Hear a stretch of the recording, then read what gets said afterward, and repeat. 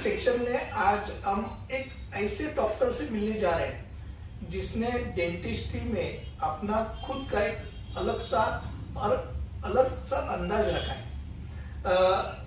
Sir, doctor Abhishek Modi, नमस्कार। You have been nominated as the clinical interiors aesthetic practice of the year and clinic of the year, ऐसे तीन चीजों के लिए आपका नॉमिनेशन हुआ है। ये नॉमिनेशन किस हिसाब से है? तो ये जो नॉमिनेशन है ये पिछले साल फैमडेंट करके एक एसोसिएशन है जो ऑल ओवर इंडिया के डेंटिस्ट को रिकॉग्नाइज करता है अलग अलग फील्ड्स में। तो ये वाले नॉमिनेशंस लास्ट ईयर के अवार्ड्स के लिए थे, जिसमें से हमें मोस्ट अपकमिंग डेंटल क्लिनिक के लिए अवार्ड दिया गया था। बाकी सारे नॉमिनेशंस किए गए थे।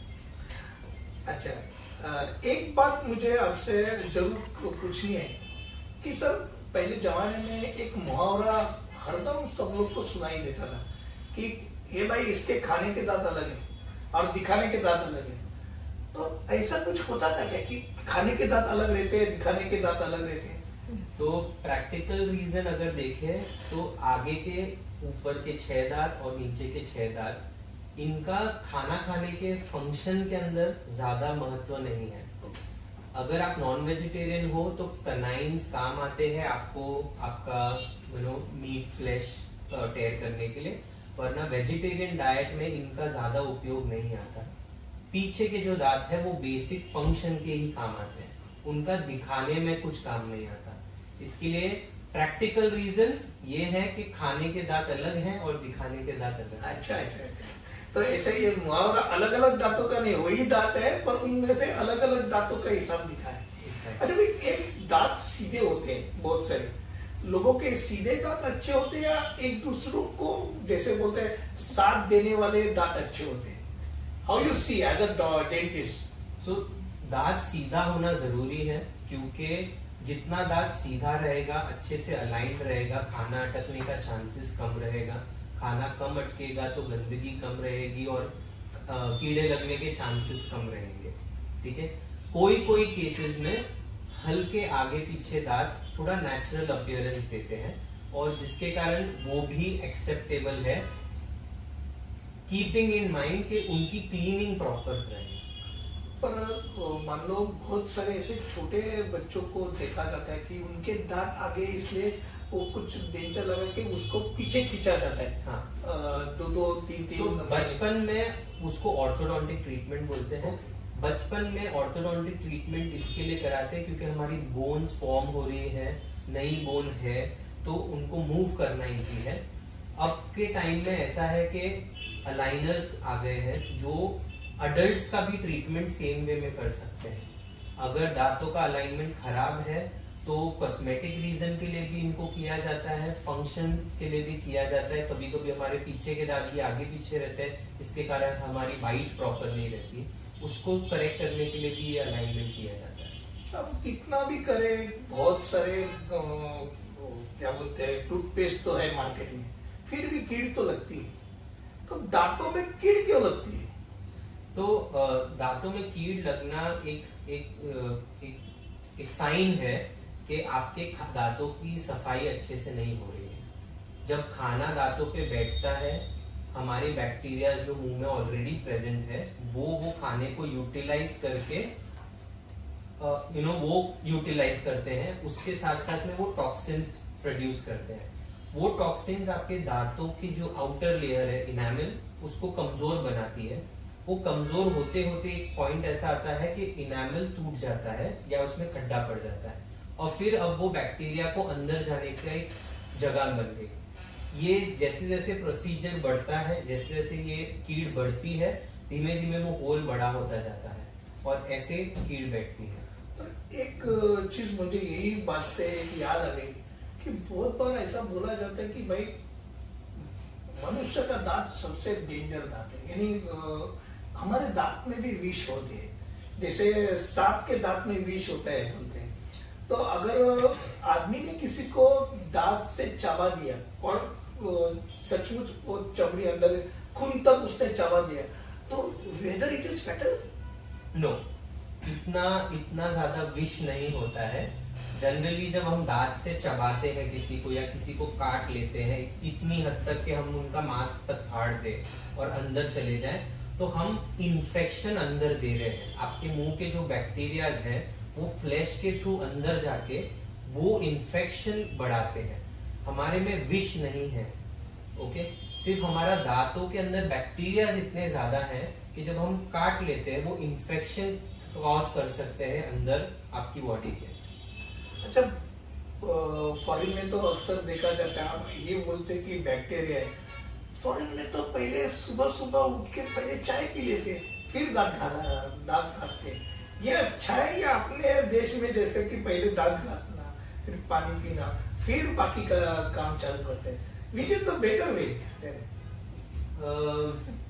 बेटर वे तो ये कह सकते हैं कि आप कुछ खाएं उसके बाद में सफाई करें, ठीक है। बट हमारा ट्रेडिशन ये बोलता है कि झूठे मुंह कुछ निवाला मत डालिए, पहले सफाई कीजिए फिर खाइए। इसके दो अलग तरीके हैं। रात भर जब हम खाना नहीं खाते, हमारे मुंह में बहुत बैक्टीरियाज रहते हैं, हमारे मुंह में बहुत ज्यादा एसिड रहता है। हम नहीं चाहते कि वो सेम चीज आपके पेट में जाए, इसके कारण ब्रश पहले किया जाता है फिर कुछ खाया जाता है। अब्रॉड टेंडेंसी ये है कि वो कॉफी ज्यादा पीते हैं। कॉफी पीने के बाद में ब्रश करने का ये रीजन है कि वो उससे कॉफी के स्टेन्स दांतों पे नहीं आते। इसके कारण पहले कॉफी पी ली जाए फिर उसकी सफाई की जाए। ओके, अच्छा एक बात पूछनी थी, चलो दांत में कीड़ लग गए तो छोटे बच्चे तो दांत के डॉक्टर से डरते हैं, वो रूट कैनल की वजह से कि भाई रूट कैनल कर दिया तो 4 बार तो सीटिंग होनी है और इतनी तकलीफ होती है रूट कैनल में। तो जिसकी रूट कैनल होती है उसको ही मालूम है, तो इतनी तकलीफ क्यों होती है रूट कैनल से? तो पहली बात तो कीड़ जब लगती है, अगर उसको स्टार्टिंग में ही उसका उपचार कर लिया जाए तो कोई भी दर्द नहीं होता। अब जब जनरली कोई भी पेशेंट डॉक्टर के पास तब पहुंचता है जब उसको दर्द हो रहा रहता है। वो दर्द तब होता है जब वो ऑलरेडी कीड़ जो है आपकी नस तक पहुंच गई है। अब जब नस तक आपकी कीड़ पहुंच गई है तो वो ऑटोमेटिकली उसको दर्द देने लगती है, वो नस को पिंच करने लगती है। रूट कनाल में हम क्या करते हैं, हम वो नस जो इन्फेक्टेड नस है उसको बाहर निकालते हैं और उसके अंदर फिलिंग करके फिर वो दांत को बचाया जाता है। अब इन्फेक्टेड स्टेट में ना एनेस्थेशिया काम करता है, जब तक आपका नस पूरी तरह से साफ नहीं हो पाएगी तब तक आपको दर्द होता ही रहता है। इसके कारण रूट कनाल पेनफुल प्रोसीजर कहलाता है। नई टेक्नोलॉजीज आ गई है दर्द कम करने की। कंप्लीटली तो नहीं गायब हो सकता पेन, बट काफी कम हो सकता है। टेक्नोलॉजी ये तक आ गया है कि आपको 4 सिटिंग ना लगे, एक ही सिटिंग में आपका रूट कनाल किया जा सके। अच्छा एक बात आपसे जरूर पूछना चाहता हूँ, भाई डेंटिस्ट भी बहुत बार ऐसा देखा जाता है कि इंश्योरेंस में कवर नहीं किया जाता है। Why it is not insured? तो सब चीज इंश्योर्ड है, हार्ट तक पेशेंट हार्ट का ऑपरेशन कवर्ड है, पर डेंटल कवर नहीं होता है। सो इंश्योरेंस का तरीका ऐसा है, इंश्योरेंस के अंदर आप जब भी इंश्योरेंस लेते हैं तो आपका एक पहले प्री हेल्थ चेकअप किया जाता है और उसके बाद में आपका एक लायबिलिटी बनती है कि आप इतनी चीजों से लायबल हैं। डेंटल के अंदर ऐसा है कि आप पहले से अनुमान नहीं लगा सकते तकलीफ कैसी चल रही है। दूसरी चीज, dental in India is not a very structured organisation. इसी के कारण कॉस्ट में वेरिएशन बहुत ज्यादा है। इसके कारण कोई कंपनी नहीं चाहती है कि हम इस चीज को जो इतनी इनरेगुलेटेड है उसके अंदर एक रेगुलेटरी कॉस्ट को ऐड की जाए या कितना कॉस्ट लगेगा ये बताया जा सके। आज एक डेंटिस्ट प्रोसीजर का X कॉस्ट करता है और दूसरा Y नहीं 3X या 4X चार्ज करता है। तो इट्स वेरी डिफिकल्ट आप इंश्योरेंस बता सके कि कितने लाइन पे हम इतनी स्कोप को कवर करेंगे। सर एक बात पूछना चाहता हूँ कि दांत का इम्प्लांट भी किया जाता है, तो जहाँ जैसे मेरे दांत में इम्प्लांट कर दिया, तो इम्प्लांट क्या एक ऑपरेशन होता है? इट्स अ सर्जिकल, क्योंकि सब तो डेंटिस्ट नहीं करते। It's a surgical procedure, it's a specialised branch of dentistry जो डॉक्टर्स इम्प्लांट करने के लिए ट्रेन किए जाते हैं। सारे डॉक्टर्स इम्प्लांट करने के लिए ट्रेन नहीं रहते हैं, तो उसका एक प्रोसीजर अलग है जहाँ पे हमें गम्स को ओपन करना है, आपके बोन के अंदर ड्रिल करके इम्प्लांट को लगाना है, फिर बोन बंद करना है। उस प्रोसीजर को फिर 3 महीने तक हील होने छोड़ते हैं, 3 महीने बाद आपकी डिजाइनिंग होती है। तो इट्स अ स्पेशलाइज्ड जॉब जो सब डेंटिस्ट नहीं करते। अच्छा, जाते जाते 2-4 तो क्वेश्चन पूछते ही जाऊंगा। बहुत बार बोलते हैं कि भाई तेरे को अक्कल दाढ़ फूल गई, यानी अभी तू शाना हो गया। ये अक्कल दाढ़ क्या होती है और अक्कल दाढ़ का क्या यूज होता है? अक्कल दाढ़ मोलर्स होते हैं जो आपके खाने चबाने के काम, पीछे के जो बड़े दांत रहते हैं उसको अक्कल दाढ़ इसलिए बोलते हैं क्योंकि वो जनरली आती है जब आपकी एज 18 से 20 के करीब होती है, जब आप में अक्कल आती है। ओके, एंड सो अक्कल दाढ़ मोलर्स हैं जो खाने के काम आते हैं। अब के टाइम में मोलर्स, थर्ड मोलर इतना काम नहीं आते हैं। 32 दांत, 32 दांत बोलते हैं, 32 के 32 यूज करते हैं कि नहीं चलते हैं? दो से भी काम चलते हैं। अब अक्कल दाढ़ को अगर बाहर निकाल दिया जाए तो हमारे एक्चुअल फंक्शनिंग दांत है 28। ओके, अच्छा, टूटा हुआ दांत को भी आप जोड़ते हैं? टूटा क्या लेवल पे टूट रहा है उसके ऊपर डिपेंड करता है। अगर सिर्फ इनामल चिप हुआ है, हम वही दांत के पीस को कैमोफ्लेज करके यूटिलाइज कर सकते हैं, अगर नहीं तो हम को नए दांत को बिल्डअप कर सकते हैं। दांत मजबूत होने के लोग तो मिशवाक की काड़ी भी चबाते हैं, हमने देखा है। भारत में तो बहुत ऐसे राज्य जहाँ मिशवाक की काड़ी या एक विको की एडवर्टाइज है जहाँ अखरोट दांत से चबाता है या गन्ने का गन्ना ऐसा खींचता है, यानी मेरे दांत कितने मजबूत है। तो सचमुच मिशवाक की काड़ी चबाने से दांत मजबूत होते हैं? मिशवाक की काड़ी तब के टाइम की है जब ब्रश नहीं होते थे।